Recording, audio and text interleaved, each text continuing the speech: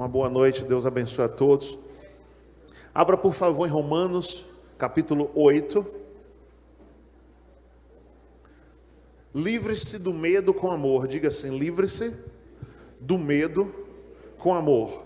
Amém?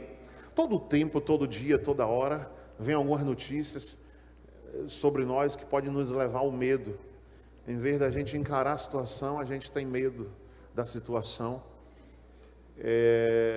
Já basta as notícias ruins, mas como nós vamos vencer isso? Se nós não soubermos trabalhar isso na nossa mente. Romanos 8 diz assim, a partir do 8, vamos do 8 ao 15. Portanto, os que estão na carne não podem agradar a Deus. Vós, porém, não estáis na carne, mas no Espírito, se é que o Espírito de Deus habita em vós. Mas se alguém não tem o Espírito de Cristo, esse tal não é dele.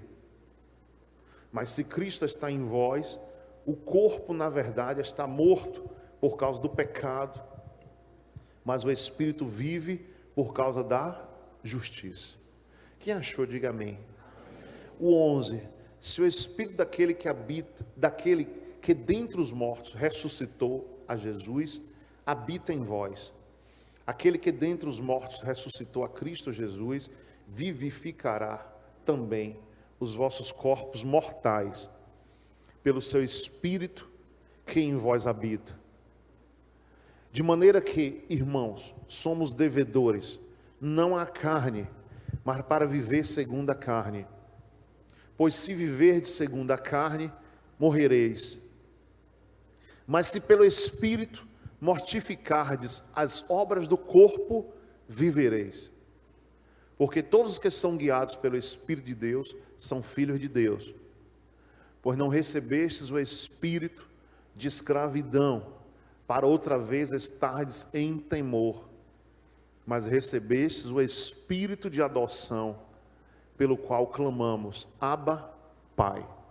Amém, igreja? Então veja que você não recebeu o espírito de escravidão, pelo contrário, a pessoa passa a ser livre dele, do espírito de escravidão, e recebeu o Espírito Santo. E quando você tem o Espírito Santo, todo medo que virá sobre ti, ele vai ter que ser dissipado. Ele vai vir por diversas formas, mas ele vai ter que ser dissipado. Tem pessoas que vivem em pânico, não conseguem parar de pecar, mas vivem em pânico, mesmo sendo cristão, por causa do pecado que está praticando. Não consegue se render, não consegue deixar o pecado, e fica em pânico, o tempo inteiro em pânico, a vida em pânico, porque sabe, se eu morrer agora, eu não vou ter minha salvação. Então a pessoa vive num desespero espiritual muito grande.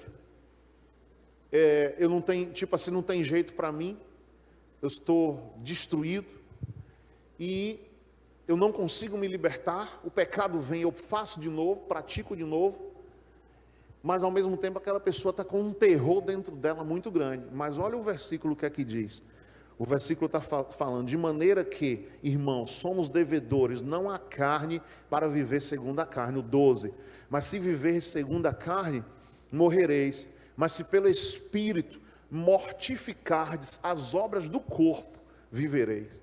Então veja que o mortificardes pelo Espírito, mas também por você.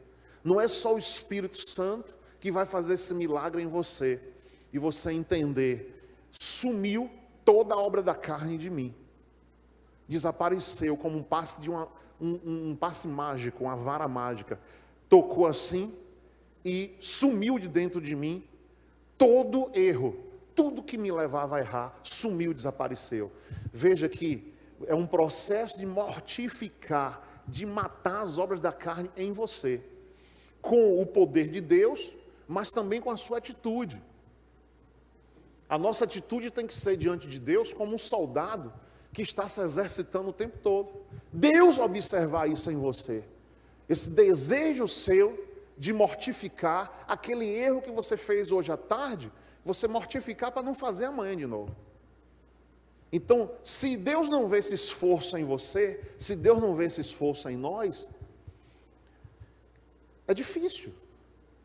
Porque para você ser vencedor, em tudo na vida você tem que ter um esforço. É um esforço. Para ter um bom nome, para ter um nome limpo, é um esforço. Eu vou pagar essa promissória, eu vou pagar esse débito, eu vou evitar quando vier a vontade de comprar, eu não vou comprar, porque eu não estou podendo pagar agora, ainda estou pagando aquele outro.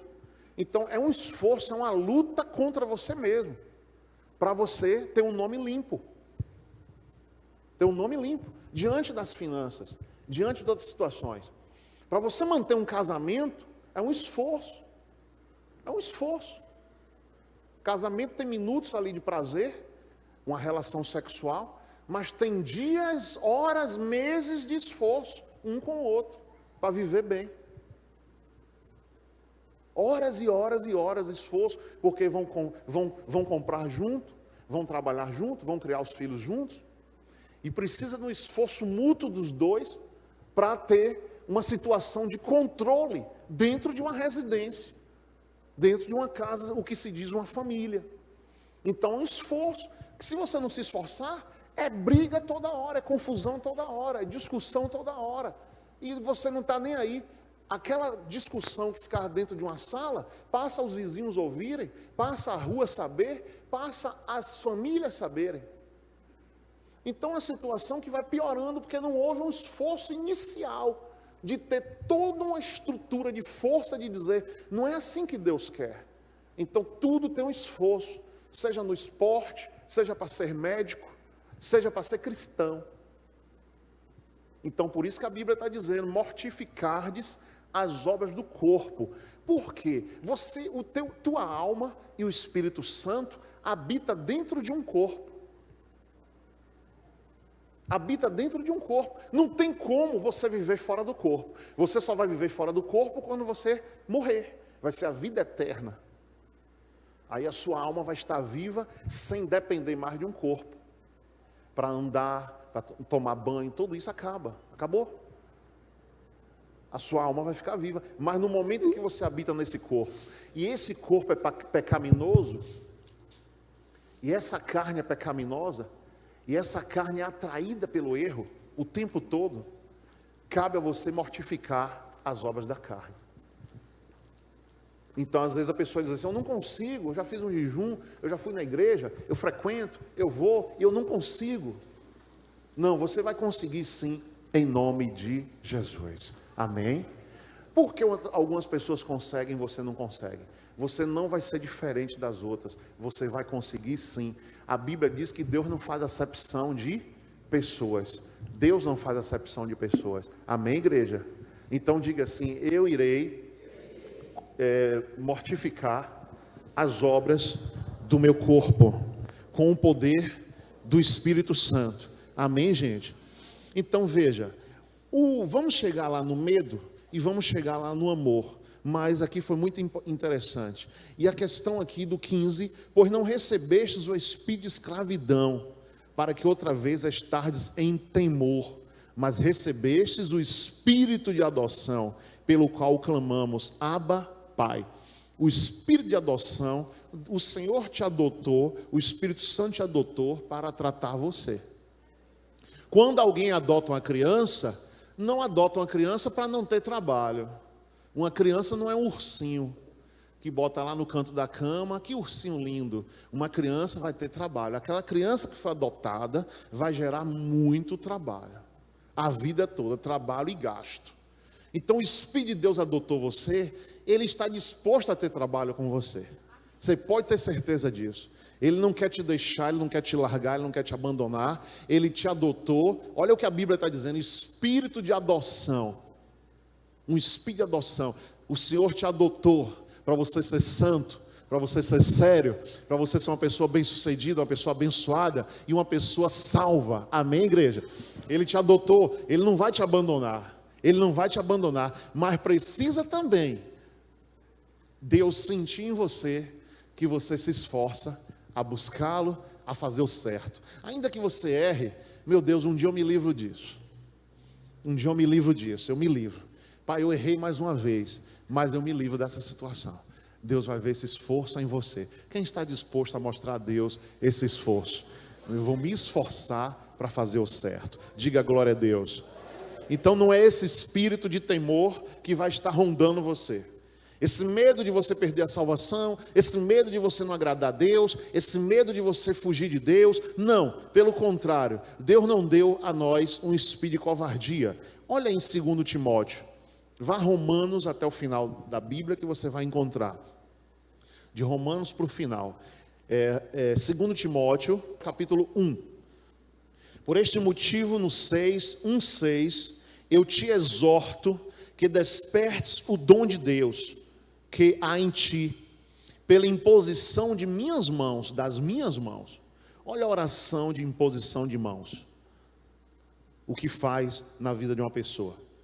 Porque Deus não nos deu espírito de timidez, outras versões aí tem medo, mas de poder, de amor e de moderação. Amém, igreja?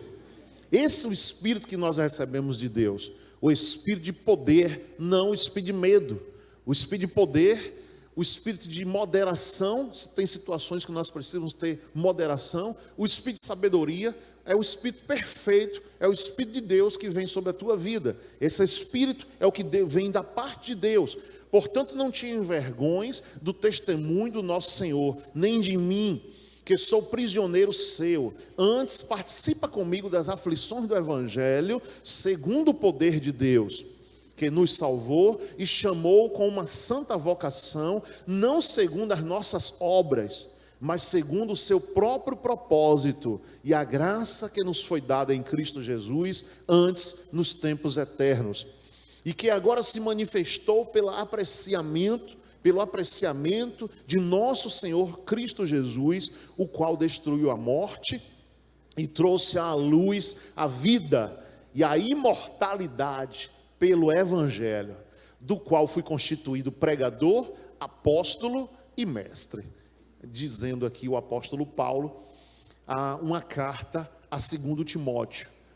Essa carta a Timóteo, ele mandou a primeira carta, essa foi a segunda carta. Então, por este motivo, igreja, te exorto que despertes o dom de Deus que há em ti. Veja que há uma necessidade até de ter uma exortação sobre a vida de uma pessoa, para ela despertar o dom de Deus nela. Porque às vezes cabe a gente, pregador, despertar em você esse vencer o medo, o poder de pregar o Evangelho, o poder de você saber que você tem dons de Deus. Então às vezes até pela exortação, porque o falar calmamente, o falar tranquilamente, às vezes a pessoa não desperta, e Deus quer despertar você para a bondade dEle, para a bênção dEle, para a vitória dEle. Há dons de Deus em você, a vitória do Senhor em você, aquele que venceu a morte, aquele que trouxe a vida, a luz, e por este dom você tem que usar, sabendo que você tem esse dom, profetizar o tempo inteiro a vitória, coisas boas na tua vida, as bênçãos de Deus na tua vida, profetizar, abrir a boca para falar coisas grandiosas diante de você mesmo, diante do teu evangelho, falar coisas do evangelho diante da tua vida, coisas do evangelho diante da tua vida. Não adianta que quando esse medo toma conta da gente, vem muitas vezes palavras ruins, negativas sobre você mesmo. Você não se aceita, você às vezes não se aceita, você não aceita passar o que você está passando, você não aceita situações na tua vida, mas desperta para o dom de Deus que há em você, se levante, se mostre um valente de Deus, acorde para a vida que Deus quer te dar, que você em nome de Jesus vai colher esses frutos que você tem plantado. O que é que você tem plantado? Se você tem plantado as coisas de Deus, você vai colher coisas do Senhor. Se você tem plantado coisas do diabo, você vai colher coisas do diabo. Mas que essa lei do retorno é certa, é certa. Diga assim, a lei do retorno, ela é certa, ela não falha. Por isso, querido, se esforce para mortificar a carne, para lançar fora todo o medo, porque Deus não nos dá um espírito de medo. Se ainda existe algum medo em você, não vem de Deus. Esse medo não está vindo de Deus. Pode ter certeza. Não tem coisas que você pode ficar numa dúvida espiritual. O que é que está acontecendo comigo? Está vindo de que lado? Será que isso está vindo do diabo ou está vindo de Deus? Ou é permissão de Deus ou são os homens que estão se levantando contra mim? Ou são as pessoas que estão se levantando? Mas tenha certeza que a colheita é certa. Não tem jeito. Você está fazendo as coisas de Deus, você vai colher na perseverança, que o diabo faz aquela zoada toda no início para você achar que você está no caminho errado, que você não está fazendo certo, mas em determinado momento vai virar esse vento. O primeiro vento que vai vir sobre você é um vento da estabilidade, da organização na tua vida, você organizar a sua vida. O segundo vento que vai vir do Espírito Santo sobre você vai ser ventos de colheitas daquilo que você plantou. Primeiro, organize-se. Seja uma pessoa organizada em tudo.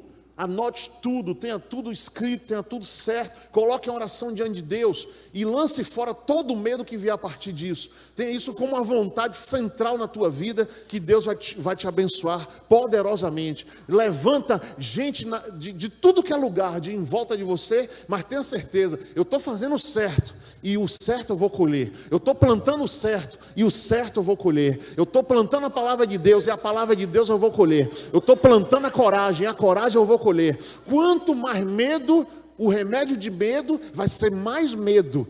E aí entra a depressão, a pessoa tem medo até de um quarto que ela dorme. Tem medo de tudo. Não deixe esse medo te atingir.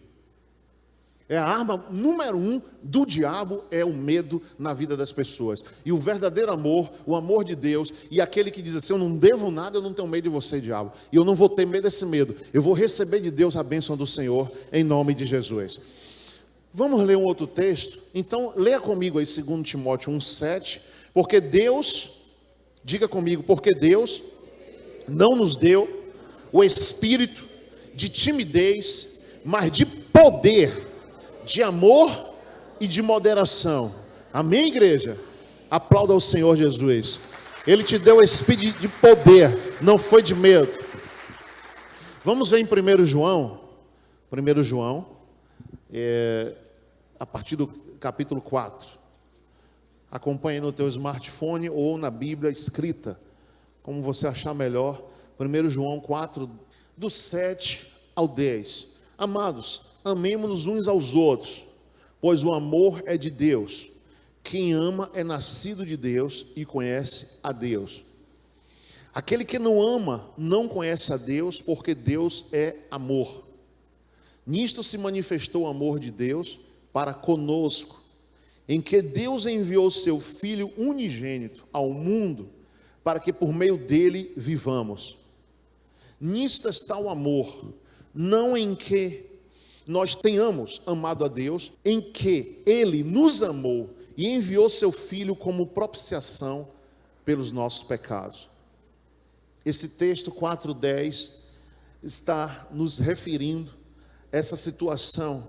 Primeiro porque muitas vezes a gente se acha assim, pode se achar no direito de querer algumas coisas, de desejar algumas coisas, e achando assim, não, eu já amo a Deus, Deus está comigo. Mas tenha certeza que Ele primeiro, Ele te amou, Ele se manifestou, Ele buscou a você, Ele veio de encontro a você, e depois você foi de encontro a Deus. Então, Deus, Ele quer que você lance todo o medo que está na tua vida fora, totalmente fora. Versículo 16 e 18, diz assim no 16 e 18: e nós conhecemos e cremos no amor que Deus tem por nós. Deus é amor. Quem está em amor está em Deus, e Deus nele, E no 18, no amor não há medo. Antes, o perfeito amor lança fora o medo, porque o medo produz tormento. Aquele que teme não é aperfeiçoado em amor.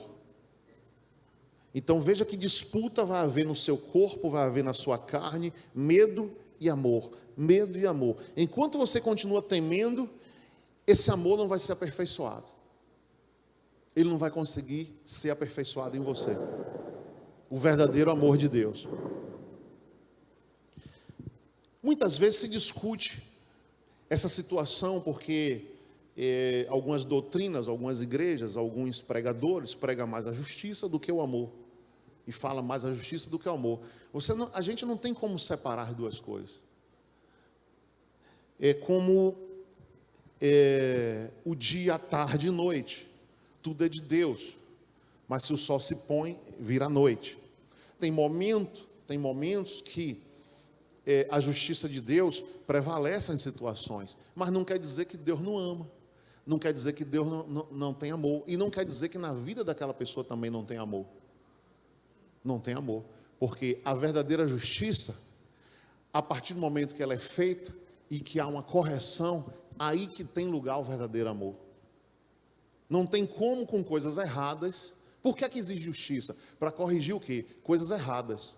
E não tem como as coisas erradas permanecerem e o amor de Deus evoluir, crescer.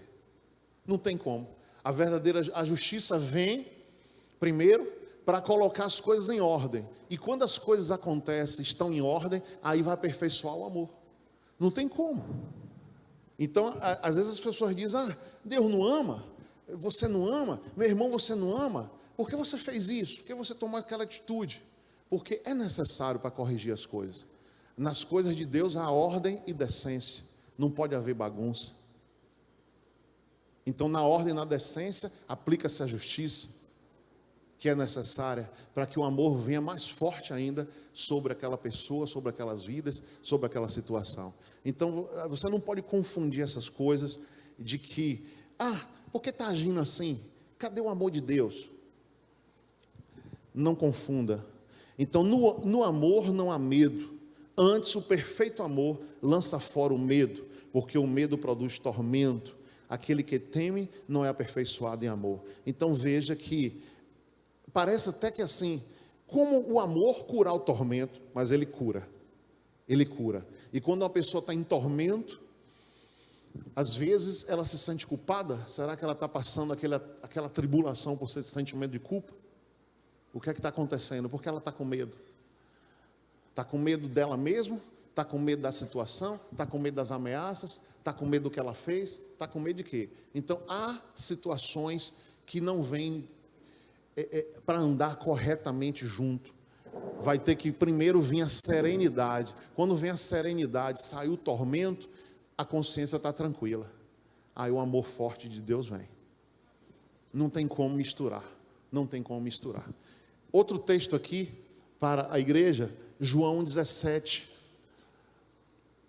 Deus te ama como ama a Jesus. O Evangelho de João, capítulo 17. Veja aqui, vamos abrir a palavra de Deus. João 17, 22 e 23. 22 e 23. Eu lhes dei a glória que tu me deste, para que sejam um, como nós somos um. Eu neles e tu em mim, para que sejam perfeitos em unidade, e para que o mundo conheça que tu me enviaste, e que os amaste, como também amaste a mim. Pai, quero que onde eu estiver, estejam também comigo aqueles que me deste, para que vejam a minha glória, a glória que me deste, porque me amaste antes da criação do mundo. Pai justo, o mundo não te conheceu, mas eu te conheci, e estes conheceram que tu me enviaste. Eu lhes dei a conhecer o teu nome, e continuarei a dar-lhes a conhecer o teu nome, para que o amor com que me amaste esteja neles, e eu neles esteja. Então o texto que o Senhor Jesus fala, para que todos sejam um, como tu, ó Pai, o és em mim e eu em ti. Esse versículo é um versículo muito poderoso, muito poderoso. O Senhor quer, Deus te ama como Ele ama Jesus, e Ele quer que você seja um com Jesus, um com aquele que tem afinidade com você. Isso é muito importante. Isso é muito importante. Há uma dificuldade muito grande das afinidades, mas quando as afinidades são atraídas pelo próprio Deus, são colocadas pelo próprio Deus, e observe pessoas que estão a te rodear, pessoas que têm afinidade com você. Vai ser muito mais fácil a tua vida. Muito mais fácil. Você tem afinidade com ela, ela tem afinidade com você. Que coisa linda e maravilhosa. É um projeto, é um poder que vai crescer na tua vida. Às vezes você escolhe as pessoas erradas, porque você gosta. Às vezes o amar, o gostar vem no teu coração. Você gosta de uma pessoa que ela não gosta de você. É igual você ficar debaixo de um mandacaru, quando você pode ficar debaixo de um pé de árvore frondoso. Então, às vezes, a gente dificulta a própria vida. Então, Jesus era um com o Pai era um com Jesus. E Ele queria que os discípulos fossem um com Ele. Um com Ele. E veja que houve situações do próprio Pedro, que Jesus falou: Pedro, quando tu te converteres, confirma os teus irmãos. Pedro andou 3 anos e ele não entendia ainda quem era Jesus, ele não entendia ainda o poder. Depois ele se converte quando o Espírito Santo habita nele. Quando o Espírito Santo desceu em Jerusalém, os 120 em Pentecostes receberam o Espírito Santo. Daquele dia em diante, quem levantou ali e pregou? Pedro. Quem tomou a dianteira de uma acusação que estava vindo? Porque estava todo mundo acusando aqueles 120 de estarem bêbados, 9 horas da manhã. Quem se levanta ali? Pedro. Pedro se levanta, toma a dianteira e faz uma pregação forte. E logo depois, aquelas pessoas se batizam e a igreja começou. A igreja começou naquele momento. Quem foi que fez tudo? Pedro. Quem foi que Deus usou? Pedro. Quem foi que Jesus chamou ali em primeira mão? Pedro. Tinha 120. Ninguém saiu em defesa e ninguém pregou. Quem se levantou foi Pedro. Então, a unidade é algo muito importante. Naquele momento ali, Jesus já não estava mais no nosso meio, mas Pedro estava ali com o mesmo espírito, 100% daquele espírito que habitava em Cristo Jesus. E naquele momento a igreja começa, naquele momento a igreja é estabelecida na terra, por aquele homem que o Senhor Jesus falou: quando você se converter, confirma os teus irmãos. Pedro entendeu: agora eu me converti, agora eu vou confirmar a igreja. E ele começa a orar. Está lá em Lucas 22. Essa pregação me chama tanta atenção, que eu fiquei assim muito tempo pensando: como uma pessoa andar com Jesus 3 anos e não ser convertida? Viu todos os milagres, viu acontecer de tudo. Os sinais aconteceram e ele não, o coração dele não quebrantou. O relacionamento que ele tinha com o próprio Jesus, a amizade que ele tinha com o próprio Jesus, o próprio andar de Cristo, vendo a face de Cristo, comendo com Jesus, passeando com Jesus, a multidão atrás de Jesus. Lucas 22 está lá: hoje Satanás te pediu para cirandar como trigo, te peneirar como trigo, e eu roguei por ti. Porque Pedro naquele momento não estava pronto e preparado para Satanás pediu a cabeça dele, como talvez pediu a de João Batista, pediu a de Jó e pediu outras. Deixa, eu quero pegar ele hoje, eu quero tocar. Jesus disse que rogou por ele, porque ele não estava preparado. E ele se achava preparado. Ele se achava: eu estou pronto para ir contigo, lá em João, capítulo 20 e 21, eu estou pronto para ir contigo, para ir para a cadeia, até mesmo morrer. E quando o galo cantou, o que foi que Pedro fez? Negou. Quantas vezes? 3. Mas Jesus, conhecendo o amanhã, conhecendo o futuro, Jesus diz: ô Pedro, eu roguei por ti hoje. Como é que tu está preparado? Coisa nenhuma. Eu roguei por ti hoje. Então, essa preparação é algo muito forte. É você mortificar sua carne o tempo inteiro, para que o verdadeiro amor floresça.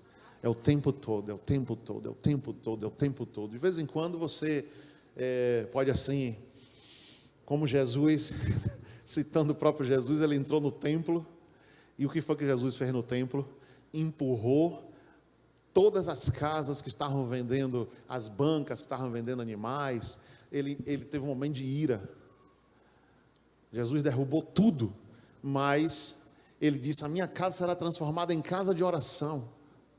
E estavam transformando o templo em comércio, mas a minha casa será transformada em casa de oração. Naquele momento Jesus teve um desespero, Jesus se irou, mas foi um momento. Como eu preguei aqui outro dia, Jesus não era irado, Jesus teve um momento de ira. É muito diferente você ter um momento ou você ser irado. Teve um momento de ira. Então tem alguns momentos na sua vida que você terá um momento. Fica calmo. Esse momento ruim, você não vai perder o Espírito Santo. Esse momento ruim, você não vai perder sua salvação. Esse momento ruim, deixa essa ira passar sobre você, até que o sol se ponha. Não é assim que a Bíblia diz? Para você não dormir e acordar no outro dia do mesmo jeito. Você vai dormir e vai acordar melhor.